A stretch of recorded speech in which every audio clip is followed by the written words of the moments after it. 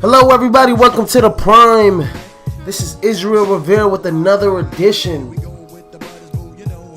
of the college football season. Week 7. It's been a couple weeks since I've done this, but I want to update everybody on the Heisman list, on who's the Heisman candidate. There's a couple guys that have dropped out that I'll get to later in the podcast. But should be exciting another week of college football as the playoff rankings near, as the committee starts to possibly assemble. I don't know if they've assembled yet and started doing meetings or come out with the rankings yet, but pretty much everybody has a gist. And I've seen something on some of the shows where the top 4 teams, one of them is not, like a couple of them aren't gonna be in there at the end of the year. So you're on the Prime. We're gonna bring you the Prime. I'll touch up on Thursday Night Football a little bit at the end, and we'll have a good ride.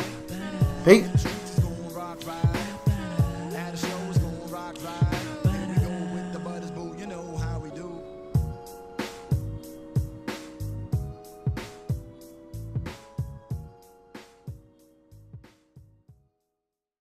And look, I know that I've missed out a couple weeks, but I'm going to bring you guys back to reality here. This is the Prime. You get all your up-to-date news content here on this podcast with my brain picking it. And I'm just going to put my expertise on this week and wrapping up this, as a college football season. We're midway through it. We're midway through the college football season. We're a quarter way through the NFL season. We're already in October. It's the NLCS. The Cubs just advanced to the NLCS. Basketball is about to start. It's about to start in another week and a half, 2 weeks. So I think basketball starts in October, 1st of November. So with that being said, all 4 major sports, and hockey just started. So you got hockey going, baseball going, football going, and now professional basketball is starting to go. So this is a very exciting time where all 4 major sports are, going at the same time. But this episode, I'm just going to go over week 7 of the college football season. Yesterday, I think there was a game on Wednesday. Now you start to get these Tuesday, Wednesday games, which aren't, not big schools, mid-major schools, low-major schools. Appalachian State, 24-0, they beat Louisiana Lafayette, and everybody could see that because Appalachian State's a pretty tough team. Almost beat Tennessee early on in the year. I believe the game tonight, which was going to be number 25 Navy versus East Carolina, has been postponed due to weather from, I believe, Hurricane Matthew and then the hurricane that's coming after that. So, with that being said, there's some notable games here that are present in college football this week, and I'm going to get to them shortly. But it's been a wild last couple weeks, to say the least. I think Houston last week lost to Navy. I believe I didn't touch base on the Louisville Clemson game. That just lived up to so many expectations. Who else? Stanford has just disappointed the last 2 weeks. I think they lost to Washington, and then the next week they turn around and lose to get blown out by Washington State. So we're just looking here and we're just like, Stanford is not who we thought they were going to be. They're not who we thought they were going to be. And people are a little disappointed about that. You got a one of the Heisman front runners, all-purpose back. You have a good line, you have a good defense, and they just disappointed the last couple of weeks. They fizzled. They should have beaten Washington. They should have beaten Washington State. And I don't have anything to say good regarding Stanford the last couple weeks other than what is going on. What is going on with Stanford? I mean, they got blown out 42-16 by Washington State. And this is a week after they went to Washington and they got blown out 44-6. And Christian McCaffrey has been non-existent. Non-existent. So he's definitely dropped out the Heisman race. And so has Leonard Fournette, due to the fact that Leonard Fournette just hasn't been playing, and LSU has been terrible this year. And, I mean, they fired Les Miles. I think the wheels have fallen off in LSU. I don't think they know what's going on in that program. Oh, Leonard Fournette's gone. Oh, he's gone after this year. Oh, everybody knew that, but you actually wanted to see Leonard Fournette be a good player this year, a valuable player on a team that's going to be probably in the playoff picture, but they just started off on the wrong foot, losing to Wisconsin, and then the wheels just started falling off as the train started going. I mean, LSU just is a wreck right now, and so that's a very sad situation in college football. But Leonard Fournette's still going to be a top pick in the NFL draft, so he's due to make some serious cash coming up. I will say, out of these top 25 games, I'm going to go over some notable games. Louisville-Duke. Louisville's going to look to, I think they had a bye week last week, if I'm not mistaken. I think Louisville had a bye week, but I may be wrong. Yes, they had a bye week after that 42-36, very intense, emotional loss to Clemson. I mean, they almost came back and beat Clemson in that game. So, very intense, very, very, very emotional game for Louisville. A lot of ups and downs in that game. And so now they took a week off last week, and now they're going to play Duke. And Lamar Jackson, he's got over 1,600, this to be exact, 1,625 yards passing with 14 touchdowns. He's got 92 carries for 688 yards rushing. He's their leading passer and their leading rusher for 14 touchdowns. He's accounted for 28 touchdowns. There are teams that haven't even scored 28 touchdowns. But he's done it all by himself on Louisville. So when I look at this game, them going against Duke, yeah, Duke has had some upsets. Yeah, but they're not going to upset Louisville. They're not. Louisville's going to blow them out the water. I think the line is 34.5 over under. And Louisville, I think it's under 34.5. So Duke has the work cut out for him. Going up against Lamar Jackson, he's one of the best in terms of running that read option, getting outside on the edge, and making opponents miss. And he's just got the afterburners to just take it. And then he's the best dual threat quarterback in the nation. Next, well, you can make that argument with Deshaun Watson and Greg Ward, but Greg Ward I don't think is even on the same level as Lamar Jackson. And then Deshaun Watson, you could say, is probably the alpha dog of that in terms of passing.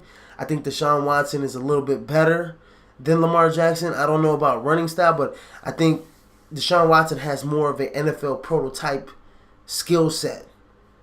So I think he bodes well better in the NFL than what Lamar Jackson would. But Lamar Jackson's still going to be, one of the, at least going to get picked in the top 3 rounds.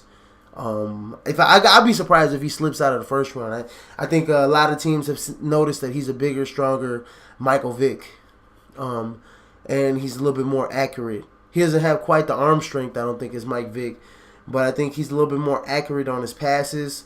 I think he doesn't make general reads, and a lot of these college quarterbacks don't. Deshaun Watson makes reads. He looks off safeties. He audibles at the line. He knows certain situations. He knows he exploits certain matchups. I don't really see Lamar Miller doing that. I just see Lamar Jackson. I'm sorry. Lamar Miller's plays in the NFL. But I see Lamar Jackson really just exploit his against weaker defenses, just his athletic supremacy. And Lamar Jackson is one of a kind. We haven't seen any type of talent like this, especially, he just burst out on the scene just this year. Imagine if he plays another year of college football. He probably have like 50 touchdowns by this time. I'm just over exaggerating, but I don't think he'll come back for another year. At least I don't think so. I mean, I think he's a redshirt sophomore, if I'm not mistaken, or he might be a true sophomore. I think he's a true sophomore, so I think he does have to come back for another year, but if I'm not mistaken. But that's neither here or there. So that's neither here or there. But let's get to these other college football games. I think one of the main games one of the main games is going to be Clemson NC State. NC State's 4-1, man. They just came off a win. They just beat Notre Dame, and pretty much it was pretty much bad weather. They won a nasty, ugly game against Notre Dame. But NC State's a sneaky team. I think Dave Doran's the coach, the old coach of NIU, of Northern Illinois University. He did some good things. Actually, was the main reason, pretty much the main reason why they went to the Orange Bowl, and then he took that job for NC State, and he's actually turned that program around. And now they look like they're on the cusp of breaking through into something great. And so today, Saturday could be their big coming out party. If they can knock off Clemson, they're definitely going to be in the top 25. But if they can knock off Clemson, that would be a big shocker this week. That would be that can be my upset of the week. I would make that my upset of the week. That NC State can possibly upset Clemson, but I don't see it happening. Clemson's favored by more than 2 touchdowns, and I think Clemson has too much offensive firepower. I think they have so much. They have too good of a defense, and I think Clemson's ready for. They're ready to go undefeated. I think they're going to go undefeated the rest of the way. I think Clemson's going to win a national title. I think they're going to come back in that national title. And I think they're going to win it this year. I think I have Clemson winning the national title this season. If I'm wrong, leave comments down below. Other notable games, you got Oklahoma versus Kansas State. And these are just top 25 teams that are playing this week. You got West Virginia playing Texas Tech. I think they're in Lubbock, Texas.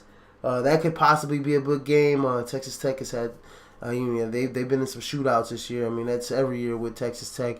Nebraska versus Indiana. See, Indiana's a sneaky good team. I mean, they played some teams very tough. I mean, even that Ohio State game last week, they played them pretty tough in terms of keeping the game competitive. I mean, I know they lost to Wake Forest. They could easily be, 4-1. They lost a very close game to Wake Forest, 33-28. But they beat Ball State pretty easily. Florida International, obviously, they beat them pretty easily. They beat Michigan State by a field goal.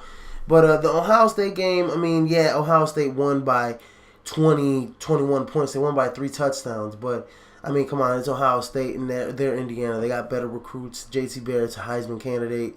And, I mean, they kept the game competitive for most of the game. But, I mean, Ohio State just pulled away. I think it was midway, third quarter or something like that. But, yeah, Indiana versus Nebraska, that can be an upset of the week right there in itself. Because Indiana's a very much improved team this year. So, with that being said, what's the next game here on my list? You got Miami, North Carolina. And Miami just lost to Florida State. I see them beating North Carolina. I think the line is 7.5, but I think they could beat North Carolina by a couple touchdowns. Miami's pretty talented in terms of all-around play on their team. Western Michigan plays Akron. Western Michigan's the top 25 team. They just beat a Northern Illinois team. Pretty much Northern Illinois is like limping their way through the season. I don't think they're gonna make a bowl for the first time in probably like 8 or 9 years. I think they've made consecutive bowls. I think they've been to the MAC championship for like 8 years in a row or something like that.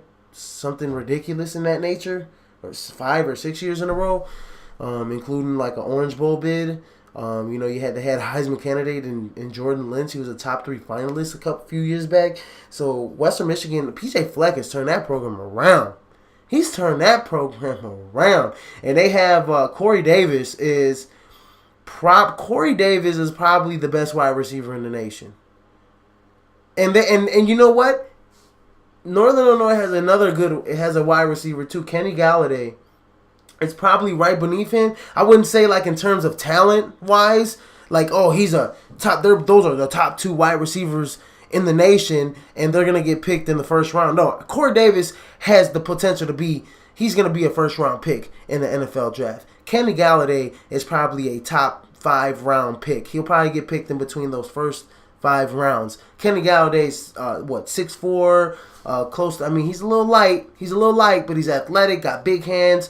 I think Kenny Galladay's about 215, 220. So he's not that light. He's a prototypical. He's what the NFL looks for in wide receivers. Corey Davis is what the NFL looks for in wide receivers. Big guy. I think Corey Davis is he's just got the same. He's got the same. And both of them from Illinois. I think Corey Davis played for Wheaton Warrenville South, and I think Ken Galladay played for St. Rita in in the state of Illinois. And both around, they're the same size. Kenny Galladay is around 6'3", 6'4", around that range. 213. Corey Davis, same thing. So those are 2 similar type wide receivers. I think Corey Davis just has a little bit more athleticism. He has a little bit more oomph to him in terms of talent.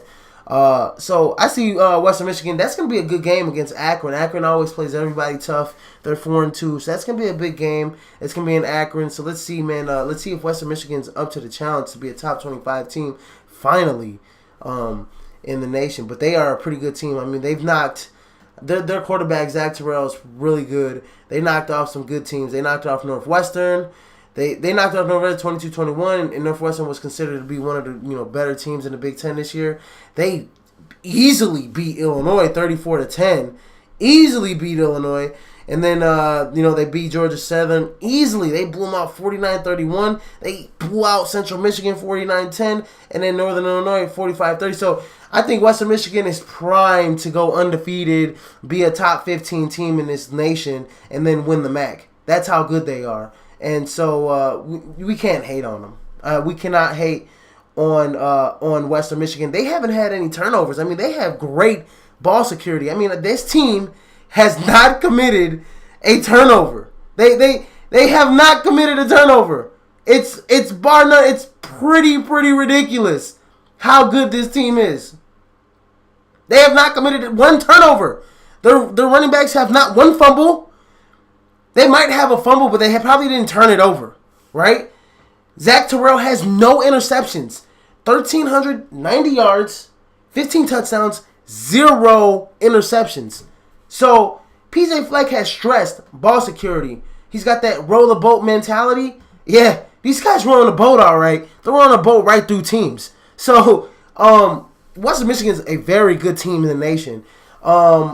Another notable game, Florida State, Wake Forest. Wake Forest is 5-1, Florida State 4-2. But obviously, Florida State, they're trying to make their way back into the playoff picture. Even with 2 losses, it's going to be hard. It's going to be difficult. But I believe they can do it if they can come down the stretch and just blow teams out. They have to blow Wake Forest out. First of all, you got to beat Wake Forest by more than 3 touchdowns. 3 touchdowns to do it. But if you could beat them by more than 3 touchdowns, you got to show the nation, you got to show the committee members that, hey, these 2 losses that we had, I think they had one to Duke. No, I'm not Duke. UNC, and then they had one to Louisville. Louisville was the big one. They got blown out 63-20. Nobody's, had holding that against them. Then they lost to UNC. They go to UCF. They beat them by a few touchdowns. And then they go to UNC and they lose. I think there's a field goal, 37-35. And then the next week they beat Miami, which is a top 10 team. So Florida State, they have Clemson. After Wake Forest, they play Clemson. I think it's a couple weeks. They have a bye week, and then they play Clemson. So if they can knock off Clemson, and then at the end of the year they play Florida, and Florida's still a decent team in the top 25, probably top 15, maybe even top 10, then I see Florida State sneaking their way back into the playoff picture. If they can't blow teams out and they can't beat Clemson and they can't beat Florida down the stretch, then obviously they're not going to the college football playoff. They can't lose not one more game. So the big one is Clemson. You have to beat Clemson. You can't lose any more games to any more unranked opponents if you're Florida State. Another notable game is let me see here. I'm going down my list here. Got Baylor versus Kansas. That's going to be a blowout. Baylor's going to blow them out. But here's the biggest game of the week for me. The big game of the week for me. Not this one. I'm sorry. Not this game. Alabama, Tennessee is going to be a big game. Number 1 Alabama versus number 9 Tennessee. And I think Tennessee's getting their running back as well. I forget his name. But young fellow. But I think he's their leading rusher. He's really talented. But Tennessee is a very interesting team. They just coming off a loss to Texas A&M. They lost to them by 7 points, by a touchdown. So, right now, Tennessee's a team that is... I think the running back, his name is Jalen Hurd. He's got over 400 yards, 2 touchdowns. But Josh Dobbs has really showed me something. He's really showed me something. Even albeit the 8 interceptions, he's still a growing quarterback in this league. I mean, not in this league, but in college football, as a football player. And so, but Alabama, I think I'm picking Alabama to win this game by a touchdown or 2. Just because Alabama's they're the number 1 team in the nation, got the best defense in the nation. They have the best skill players, or some of the best skill players in the nation. And I think just from a standpoint of all phases of the game, special teams, defense, offense, I think Alabama's just more, they're just better than Tennessee. And I see Alabama winning that game pretty easily. Not easily, but I think Tennessee will give them a run for their money down the stretch. But that's definitely not the game of the week for me. The game of the week for me is going to be Ohio State versus Wisconsin. And Ohio State, they got to go to Madison. And it's going to be a tough game going to Madison. Wisconsin always plays Ohio State tough in Madison. And so they're going to have this can be a defining moment for JT Barrett in the Heisman race. He has climbed himself into the Heisman race. Along the likes of Lamar Jackson and Deshaun Watson. I think Lamar Jackson just is bar none above everybody else in terms of rankings in the Heisman. I think if the season ended today, he gets the Heisman, but the season's not ended today. So there's a lot of things to factor in there. But JT Barrett has been very talented this year with Ohio State. They've just been blowing the teams out. They're the number 2 team in the nation. And then, they're going into Wisconsin. Wisconsin's no slouch. They're a good team. Now, Wisconsin is coming off a loss to Michigan. They did lose a close one, 14-7 to Michigan. But other than that, they beat LSU 16-14 when LSU was ranked in the top 5. LSU, man, the wheels just fell off with LSU. Oh, my gosh. And then they beat Michigan State pretty easily, 30-6. So, Wisconsin, like I said, man, Wisconsin has they had a tough schedule. So, like I said, after that Georgia State game, they had to go against Michigan State. Boom, they beat them. Then they had to turn around and go to Michigan. They lost that game as a tough one. Now they're going back home. They're inviting Ohio State, and then after that they go to Iowa. So that's a sneaky game that they can win, that they could lose, and then after that they're at home against Nebraska. So Ohio State is a team that is very, very, very supremely disciplined. Disciplined team. High octane offense, very supremely talented on defense, and that's a team that. But like I said, man, they're going to Madison. Wisconsin plays them tough in Madison all the time, and so that's a game. That's my game of the week, and that's your primetime game of the week actually, 7 p.m. Central on ABC. And so that's your primetime game of the week, and that's my game of the week. That's Prime Sports World's game of the week. Ohio State is going to have the work cut out for them. The line is 10 points in favor of Ohio State. I think it's going to be a lot closer. I think Ohio State, if they are going to win, they're going to have to win by a field goal. I think it's going to come down to the last possession. I think it's going to be – Wisconsin's just so stout on defense. I mean, they're very resilient. They're a resilient bunch. So I really love Wisconsin, man. If they can beat Ohio State, I mean, that's a team that you're talking about down the stretch. If they can win the rest of their games, they can be in the National College Football Playoff. So that is my game of the week. There's some other notable games. You got Virginia Tech versus Syracuse. Utah versus Oregon State, Missouri versus Florida. I think Florida has to make up that game against LSU. They're having like very big problems doing that one. I don't know how they're gonna make that game up. I don't know how they're gonna make that game up, but they're just having serious problems trying to make that game up. Ole Miss versus Arkansas is gonna be a very good game. I see Ole Miss pulling that one out though by at least a touchdown, but Arkansas can shock them. Arkansas can definitely shock them. Arkansas has started SEC play 0-2. They lost to Texas A&M and they lost to Alabama. Hey, we can't hold that against them. Those are some pretty good teams right there. Probably one of the best teams in the SEC. But coming down the stretch, I mean, they got Ole Miss, then they got to play then they got to go to Auburn. And Auburn has been sneaky good this year. And then they got to go to Florida. Then they play Florida. So down the stretch, the Arkansas Razorbacks have their work cut out for them in SEC play. Now, with that being said, that Tulsa-Houston game is pretty interesting. And I'm just rounding out the top 25 here in terms of, who's playing this week. Boise State plays Colorado State. But let me go back. Boise State's going to be Colorado State. I'm sorry. Anyways, Houston versus Tulsa is going to be a very good game. And a lot of teams are like, oh, Tulsa's not that good of a team. But Tulsa's 4-1. They're sneaky good. They're not in the top 25. Houston just lost to Navy, so their morale's a little bit broken. Tulsa's only lost to Ohio State. They lost 48-3, but every other team has been pretty. They beat Fresno State 48-41. I mean, they beat their teams. They beat teams that are okay, and they blown them out. But let's see how they face another ranked opponent. Let's see if they drop the ball like they did against Ohio State. I like Tulsa. They're a high-powered offense, very good offense. Look, I think they rank in the top 25 nationally in offense. So, but they're going against a team that's really good. Greg Ward was a Heisman candidate. Still is on the outside looking in. One of the best players at the quarterback position. I don't think he's going to be a quarterback at the next level, but he's very athletic. He plays within the system.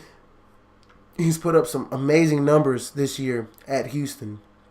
And, for Houston, against that loss against Navy, I mean, 46-40, it's hard to game plan against like that veer offense that Navy runs. It's an option offense.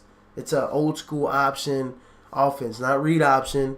Old school option offense with like a Delaware wing T in a way. So Navy's a tough team. Every time they play somebody, it's really tough to beat them because that option attack is very, very hard to stop. I mean, the Navy's only loss this year came to Air Force. They lost to Air Force by 2 touchdowns. An option team versus another option team. So you're talking about a team that their only loss was to Air Force, and then they beat Houston. Navy's a pretty good team.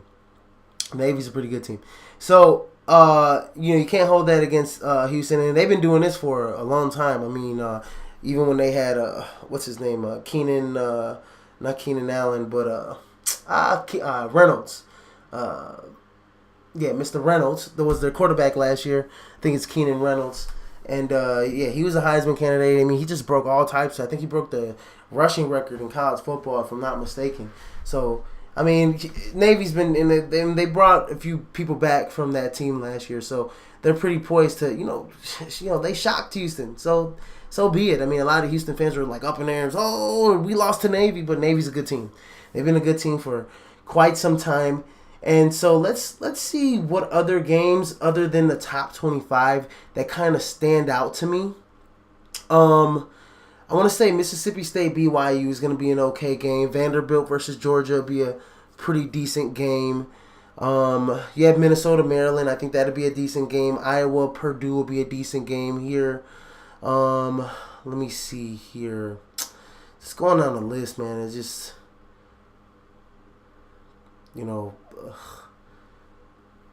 other than the top 25 teams, I mean, Northwestern Michigan State's going to be a good game. Northwestern Michigan State's going to be a good game. Northwestern's going to East Lansing. Michigan State's favored by 5.5 points, but I think Northwestern could pull off that win, an upset, so to speak. If you want to call it, if they can beat Michigan State at Michigan State. And very right so, they can be an upset. Very, very right so they can be an upset. Let me call this upset, though. because Texas looks like an injured dog licking its wounds right now. Iowa State can come into Austin, Texas, and beat Texas, and pretty much Charlie, their head coach, is out if they lose that game. He's out at the end of the season, anyways, and I'll be surprised if I don't even know if he's still there. I have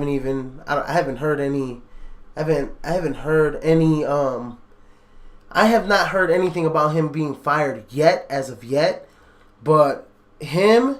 And I'll let and I'm gonna go on a little rant right now because I grew up this type of fan. I am I'm a big time Notre Dame fan. Even though I went to Northern Illinois, I love my Huskies. I root for my Huskies. That's my alma mater. That's my second favorite team in college football right there, the Northern Illinois Huskies. But my favorite college football team of all time, and it doesn't change since I was a little kid, was Notre Dame, and is Notre Dame still. And maybe I'm a little bit biased sometimes when I come on this podcast and talk about Notre Dame, but come on, man. You got to turn it around. Brian Kelly, he's on the hot seat. He's not the coach for Notre Dame anymore. They need somebody that's going to fire him up. Look, it doesn't matter what coach is on that team. They're always going to have a top 5 recruiting class. It's Notre Dame. The greats before Brian Kelly have built that. They built that prestige. That prestige is already up there. It's Notre Dame, man. Top 5 recruits are going to come there.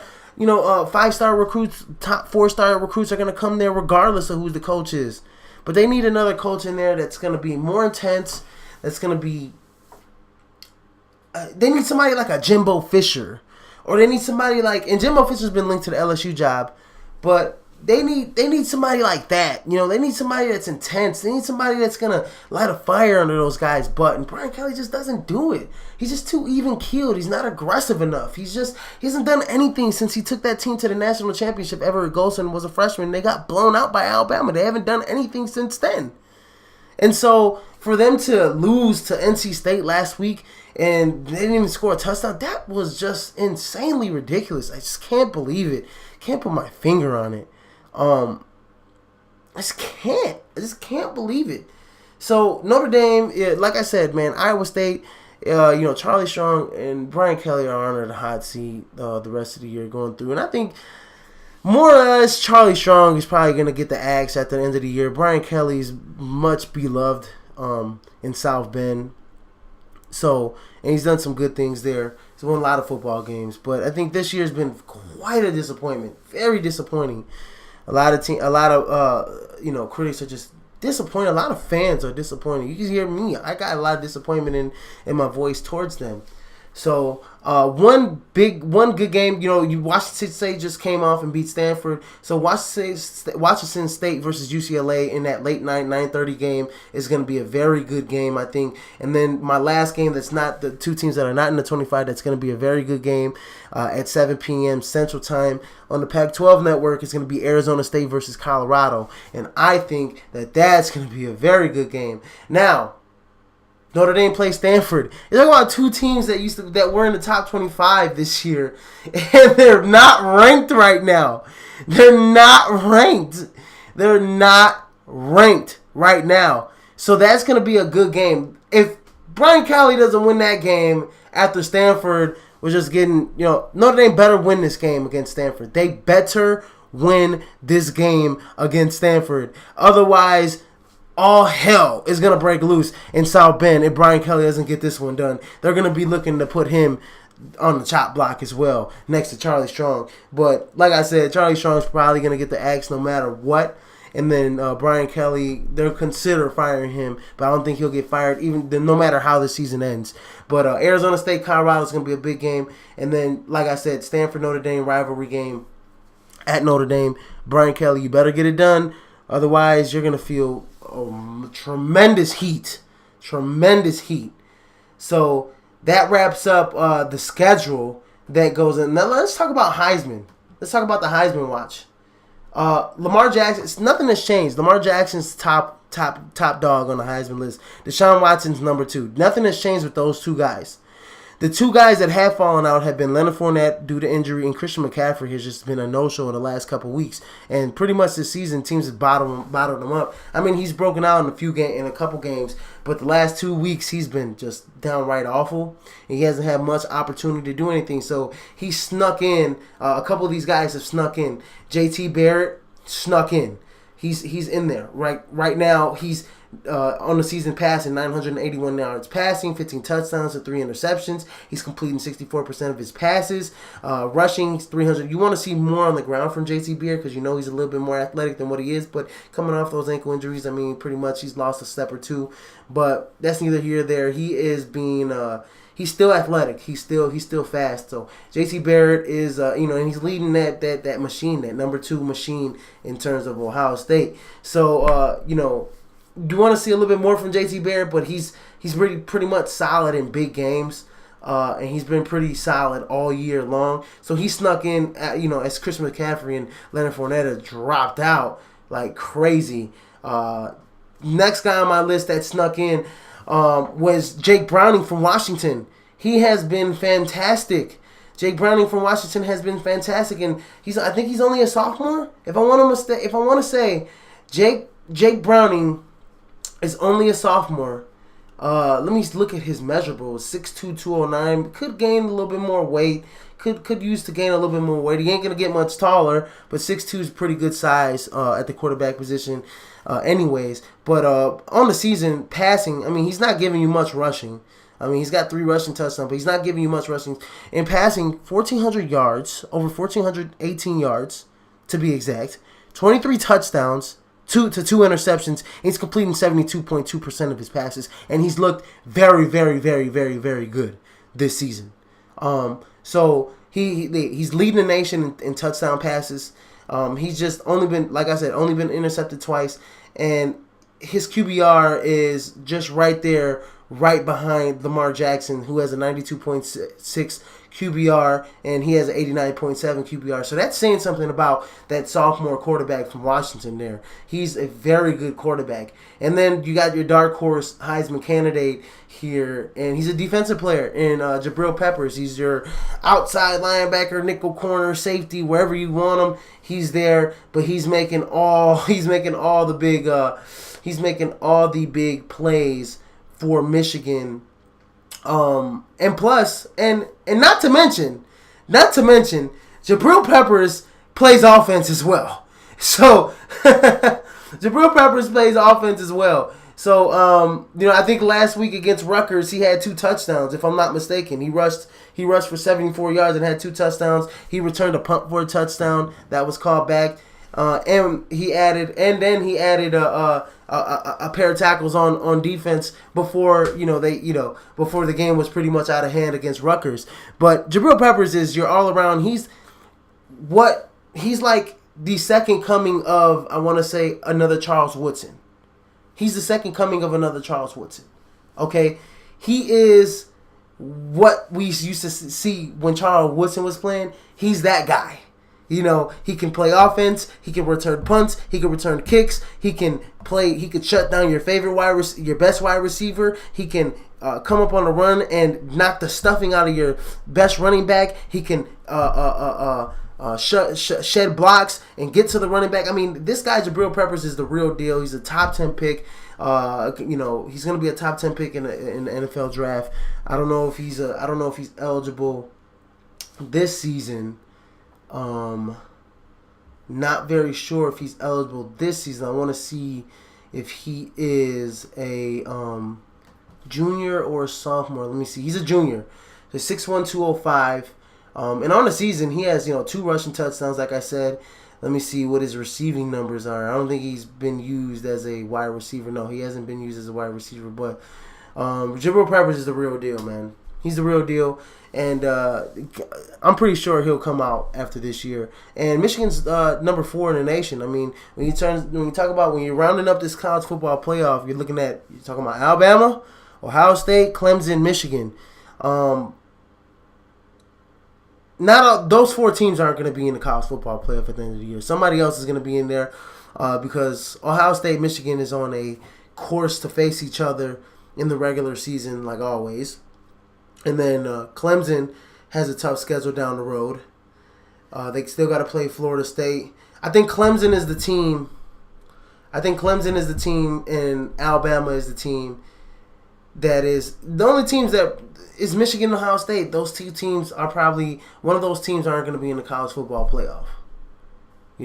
So you're talking about college football players is going to be like Alabama, Clemson, either Ohio State, Michigan, and then I'm probably going to throw Louisville in there possibly to go into the college football playoff if they end the year blowing out teams, just dismantling teams, so forth.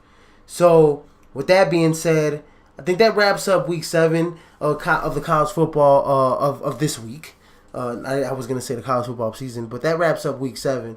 And like I said, man, everybody just watch out for a few things. Tonight, Thursday Night Football in the NFL, I'm just going to mention that I think San Diego plays Denver before I even do a NFL, I think week 6. I think it's NFL week 6, if I'm not mistaken. But tonight, Denver versus San Diego Chargers are going to find another way to lose a game. They're going to find another way to lose a football game. And then Mike McCoy is going to get on that stand. He's going to sound depressed again.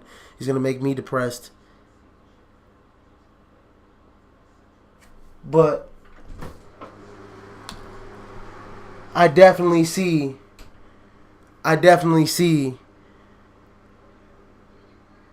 San Diego losing that game to Denver tonight.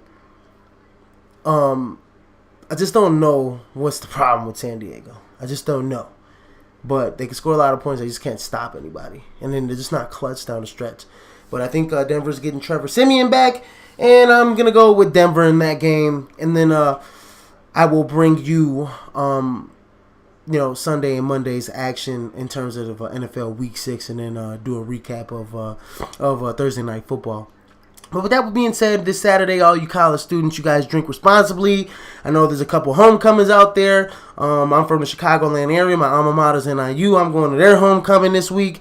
So everybody out there, drink responsibly, party responsibly. Don't get into too much riffraff. And, have fun. You guys are all young. You guys are having the time of your life here in college. And, seeing some of the... and for college football fans as well, that are alma maters, that are lifelong fans of some of these teams, hey, you guys are going to be, you guys are going to, see your teams either lose or win. Don't take it too hard. And, please drink responsibly. Don't drink and drive.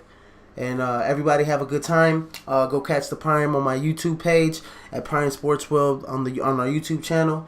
I post this on Facebook, LinkedIn, Twitter. Go like our Facebook page at Prime Sports World on Facebook. Go add me on Twitter, IR Shy City JOUR journalist. I post all the Prime's podcast on Twitter every time I make them.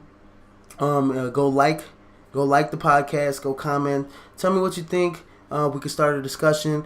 Or whatever the case is. Website should be coming out. I know I've been pushing back the website for such a long time, but that's going to be coming out here in the this winter months, either February or January or February, or even March for that matter. But I will let you know once our Prime Sports World website is actually up and running. There's going to be some internship opportunities there to present itself.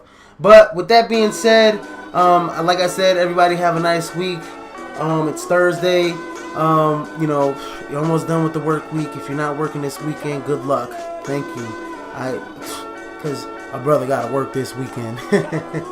Anyways, with that being said, I think tonight is the Dodgers are playing the Nationals.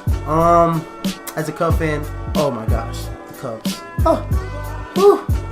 They got my heart, man. Oh, unbelievable win in Game 4 against the Giants. I saw that one coming right from the top of the ninth. I had 100% faith that the Cubs were going to exploit that weak bullpen because the bullpen of the Giants has blown the most. I think they've blown 60 plus saves this year. in their season, and they're the reason why they didn't make the playoffs this year. The reason why they almost didn't make the playoffs. What is what I meant to say. So, with that being said, tonight's game, I think Scherzer's on the mound and Rich Hill's on the mound for the Dodgers. So I'm gonna go ahead on a limb and I'm gonna go. The Nationals are gonna win tonight. Then the Nationals are gonna face the Cubs, and then the Cubs have had very great success against both of these teams. The only thing that I want the Cubs to do is their offense production to be a little bit better going into this next series, because you know you're gonna need it, because both of these teams are gonna bring it. So that being said, go Cubs go. Have a nice week. Peace out.